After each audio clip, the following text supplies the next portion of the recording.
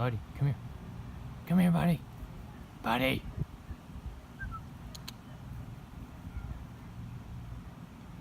Alright, dude. Do your thing. Buddy. What are you doing?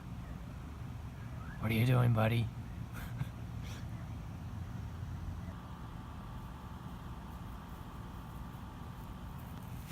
Come on. Yeah.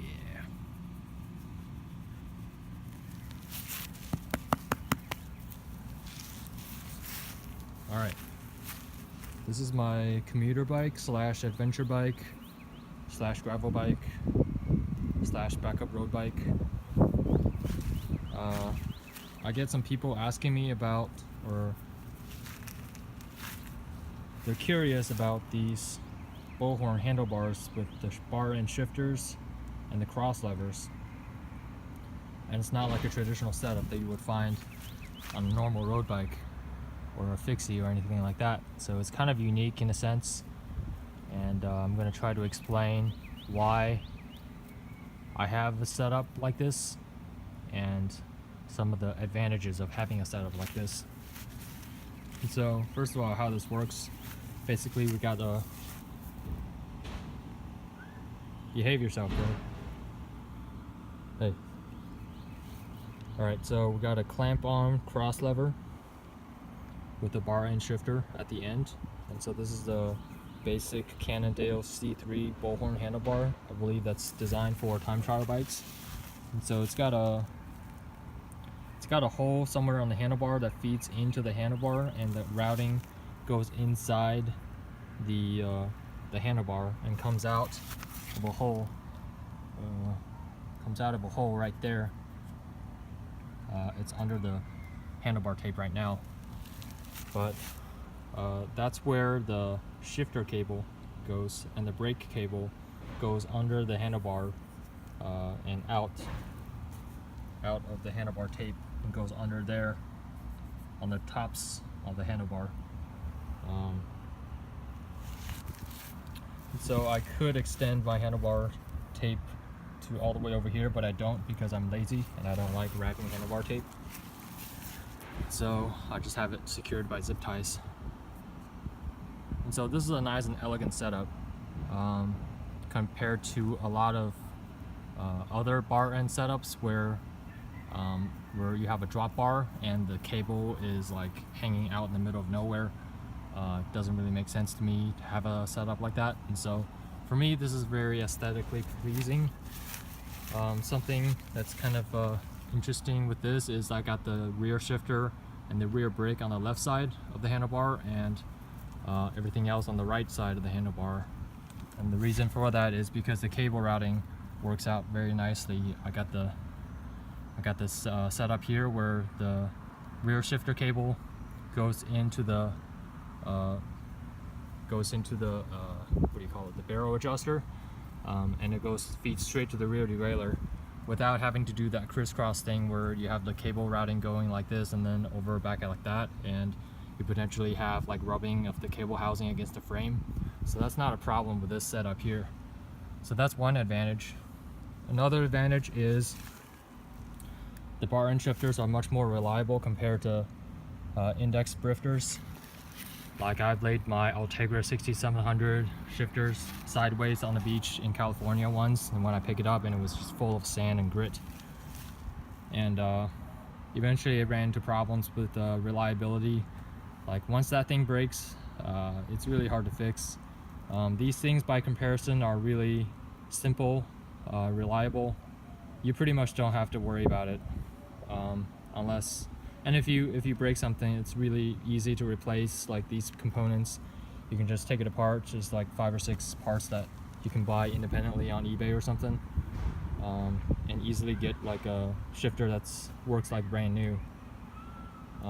Something else is that the front shifter here is not index, is a friction shifter. So I could effectively replace my triple chain ring that I have right here with a double, and it would work just the same with the same shifter.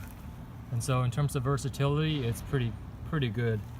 And with a 10-speed rear shifter here, I can switch to friction mode and put a 10-speed cassette in the back, and it would work just the same. So in terms of versatility, it's really unbeatable. As for the bullhorn handlebar positions, I find that I'm in the hoods like 90% of the time when I'm riding casually, or if I'm on touring or riding on the gravel. It's really not that comfortable to bend over all the way in the drop position. So I just have it set up to be like the hoods, except this is kind of, in my opinion, more comfortable in the hoods because you have more leverage on the brake levers.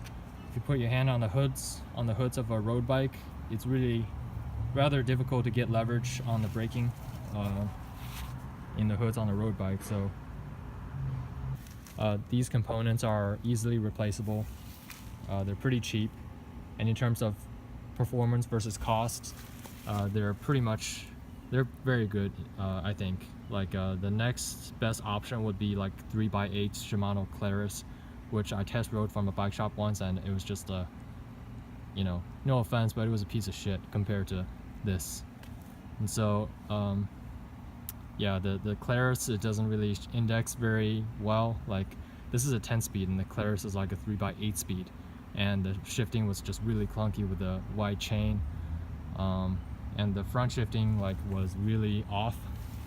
Like you would try to, anyway, I'm not gonna talk shit about Claris too much, but this is better than Shimano Claris or Sora, except that the ergonomics are slightly different. So yeah, I just wanted to address that.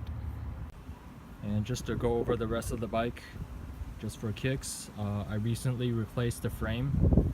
So this used to have like a Windsor Knight from Bikes Direct frame that I had back in 2013. And I rode across Texas and California on that bike, but it's got a new frame now. It's got disc brake compatibility, which is the main thing that I was after. Got really very generous tire clearance. I can actually fit like a 2.4 millimeter or 2.4 inch mountain bike wheel in that front fork right there.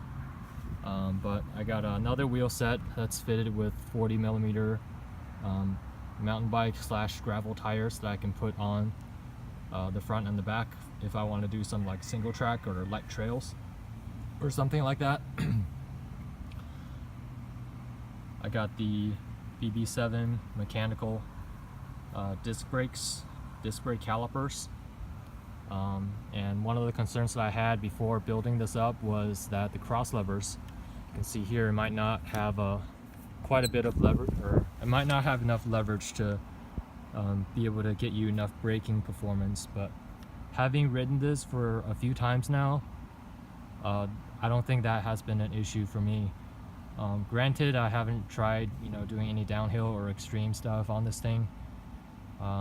There is quite a bit of cable housing stretch or compression. Well, cable stretch for one, because this thing is not flush with the bottom of the barrel adjuster here, so there's probably a lot of flex coming from there, and also from the rear brake. The housing goes all the way down. It's like one piece. It goes all the way down to the rear brake, and so that's a lot of compression from the cable housing that could basically take away some braking performance, where I can just basically bottom this out, and the extra force that I'm applying on the lever is actually being used to compress the housing instead of actually applying onto the brake caliper itself.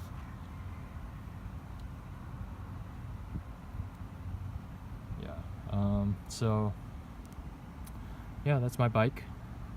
I'm pretty happy with it so far. It's pretty heavy. The frame is like 3 kilograms without the fork, which is kind of ridiculous if you're a roadie like me, but I like the setup. It's pretty versatile. People sometimes ask me questions about it, and I thought I'd provide kind of an answer for anyone else who might be curious about trying this stuff out.